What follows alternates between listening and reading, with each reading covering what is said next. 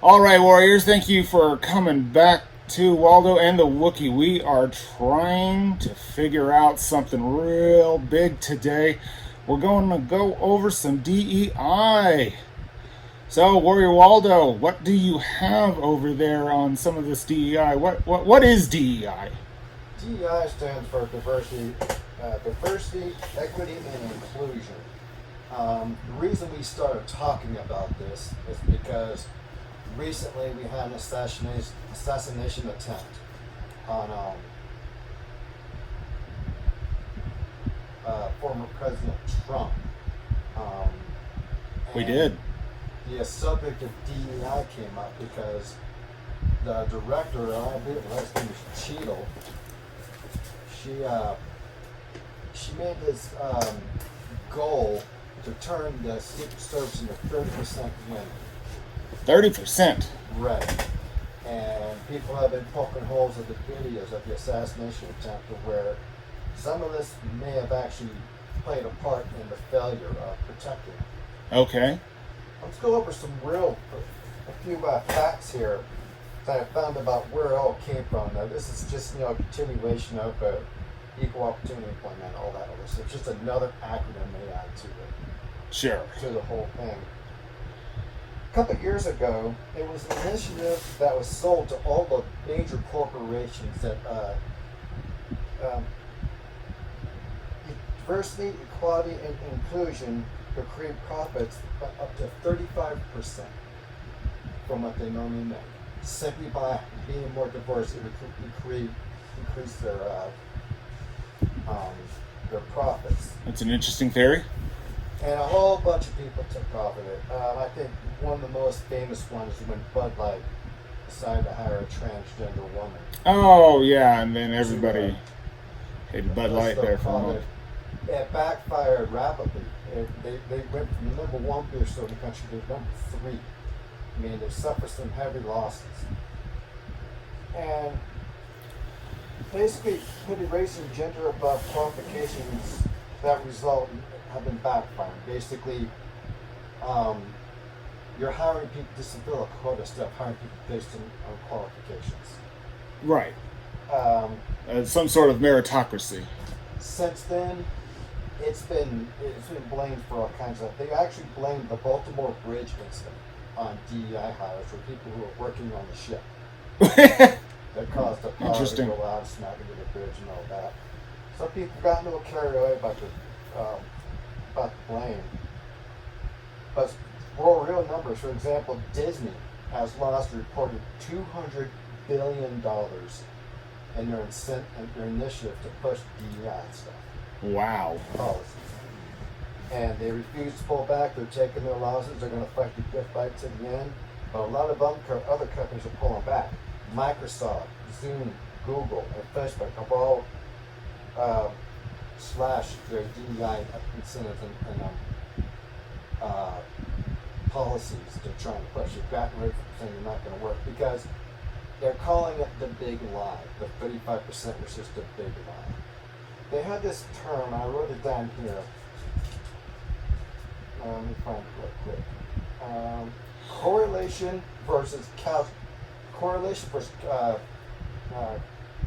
causation. Basically, what they're saying is correlation does not result in causation. What they're trying to say is, if you do this, it will result in higher profits. Right. And it's actually the other way around. If you have a great program that has higher profits, and then correlate DEI into it, it will still do well. But you can't make one make the other. It has to be a successful company first for anything else. Sure. According to many sources, 900 studies have shown that DEI initiatives does not make it more diverse. In fact, it makes things actually worse. For the very reasons you're hiring people to fill a quota instead of their qualifications. Okay. And it creates complacency. People are now sitting there working a job thinking that, well, I got the job, so maybe I know how to do it, maybe I don't, but here I am, and I'm just kind of doing my thing, and the quality of the work goes downhill. Is there statistics I don't know how there can be qualitative statistics on people, at the very least, admitting that they're not doing as good of a job because X, Y, or Z in this case. Because Are you they're, talking about the individuals that were hired? yeah, is there some sort of qualitative, like, the reason I'm not doing my work properly is because I don't care? I Like, didn't get too much into that, but basically, from what I tell it, it's we do job reports and job assessments now. How are you doing your work? And the people, they do a 90-day, a 60-day, a 1-year assessment, kind of like we used to do when we were enlisted. They were not meeting up the qualification specs that they're supposed to be meeting up to, that they expect them to meet up to. So, and this in turn turned a downhill slope, snowball, where they actually started losing profits. They weren't gaining 35%, they were actually losing. So they're all scrapping their DEI initiatives and hopes to find something a better solution. do you know, did any of your research go back, a couple decades to when the buzzword was equal opportunity? Right. Has it just held true throughout? It's just been it's been the same policy after another, just with a different acronym. That's Okay. all it is. It's the same thing over and over again. It involves diversity training, seminars that you have to sit through. It involves going through quotas. We sit there and we say, we need so many of this and many of that, no matter what their actual qualifications are. So now that takes us to what happened with the assassination that's done by President Trump. So my question to you would be, what are the standards have to do? What do the standards certain jobs require? Military, Secret Service, police, and should those standards be lowered just to be more inclusive and equal?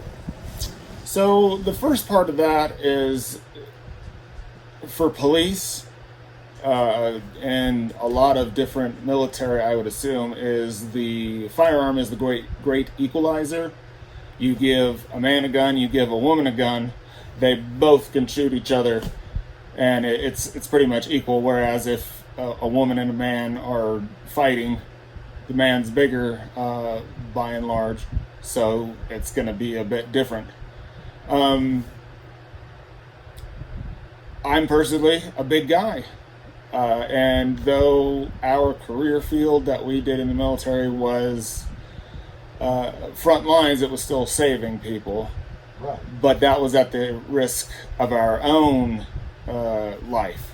That's the gamble we did. We didn't gamble our money out. We gambled our lives.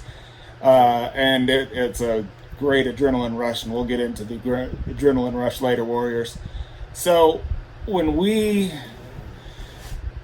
are going to do down on some sort of bomb, or when we are going in and protecting the president in the ways that we do for that, it is expected that everybody does the same amount of job. I'm sure there are team leaders that have their druthers. They rather do this way or whatever. Right. But it shouldn't. There is maybe an unspoken rule that regardless of who you are, you better be up on your game. Right. A big guy like me can be up on his game. I can take you out. Not take you out. I can pull you out of what's going on. Now, we've worked with a few women that were much smaller than even you, much less me. And I don't think if I got hurt going down, I don't think they could help. And we kind of saw that with this assassination. There's a lot of focus on the woman individual. Sorry, it escapes me what the name was, but she's about half a Trump size, it looks like, in some of those videos. And what is she doing? He got hit in the ear, and she's only coming up to here on him. Is she supposed to jump on him and be like, ah? Right. That just doesn't make a whole lot of sense. And it's odd, at least for me, that they would task a woman of slight stature to take a bullet for a man of big stature. Okay. And I just... again, so many different conspiracies, and again, that's another video, Warriors. It's just hard for me to calculate why that would be a better, other than DEI, why this individual would have been better elsewhere. She could be a sharpshooter. Did she draw her gun and shoot people? No. She tried to take a bullet for the president, as is her job. It just, at the very least, the optics look terrible. Yeah, we've seen them on the missions we've been on, where they're normally canine hunters, or they can help do searches like we do. The issue really becomes, I'm just a believer that regardless of your gender or race or whatever, if you can do the job and meet the qualifications, you should be able to do it. You should. Problem is what happens if you can't find enough, the 30% women, to be Donald Trump size and be able to have the strength to drag him down a hallway and throw him into a limousine or what have you, if that's what's required of him. If you don't meet that number, what happens then? You know? And I think this is where the problem we're coming up on is now we're focusing on Secret Service, military, and police, who require a lot of physical abilities.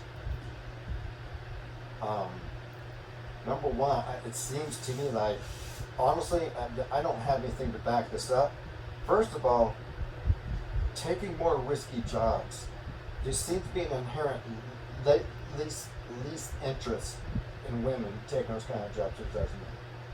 First of all, you got to find the women who want to do those jobs in the first place.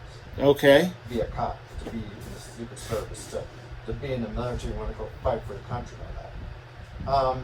Right? I don't know what the number is. It's somewhere around 20%, I believe, when I was enlisted. I don't know if it's gotten any better, but it's not because they decide we're only going to hire 20% women. It's just that they hired who qualified and they hired who was interested in going in, and that was it. It's just the interest in the military is more men on the men's side, you know? Right. Then what you got to do is you got to take that, all the those interested, the female who are interested in doing the job, and it's like, okay, which one of you can do the job and you can't? And if you're going to set a quota of 30%, basically saying we're just going to take all comers because I need to make my quota. It doesn't matter if you can do the job or not. And as we saw, in the assassinations against Trump, it's just that there's a requirement, as we know, to protect the president, to be able to get in front of and protect him from the voters. If you're not big enough to do that, you simply shouldn't be doing the job, regardless of some kind of quota. And I think it's the mentality where every video I found on YouTube is saying DEI is dead. People are abandoning it, they're walking away from it. They're just going to come up with something else, because no matter where you look, mostly the higher ups of pretty much every company are white male dominant. And I'm sure, that could be changed and made more equal. But the thing of it is what they were saying is they're going about it the wrong way. You take a successful company and you start diversifying by bringing in people who can maintain that successful company, instead of saying, well, if you hire even more diverse than you're hiring, it'll automatically make your company better. They found out that's not only true, it actually goes backwards. And guess what happened against the Secret Service detail against President Trump? It went backwards. We had our first assassination attempt on the president since Reagan. Which, for all of you young people, was he was president last century. Let's just say that. Yeah. And the gunner was quite close and actually got a better shot on him. Got the real close to him. Clipped his ear. Yep. So basically, I mean, in the corporate world, where it's less physical,